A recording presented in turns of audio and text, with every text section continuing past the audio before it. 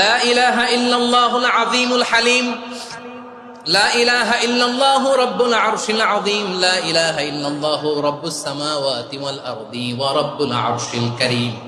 এই যে বললাম, রেকর্ড হয়ে গেছে। এখন তো আর ইনস্ট্যান্ট মুখস্থ না হলো, পরে মুখস্থ করে নেবেন। আল্লাহ ছাড়া কোনো উপাস্য নাই, তিনি সুমহান, মহা সহিষ্ণু। আল্লাহ ছাড়া কোনো উপাস্য নাই, তিনি সুমহান, আরশের অধিপতি। আল্লাহ ছাড়া কোনো উপাস্য নাই, তিনি আকাশের মালিক, জমিনের মালিক, তিনি সুবিশাল আরশের অধিপতি। সুবহানাল্লাহ পড়েন।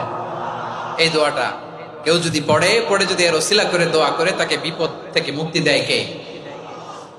মনে থাকবে আপনাদের? তাহলে বিপদের প্রথম ধাক্কায় কি যেন পড়তে হয়? ইন্না লিল্লাহ।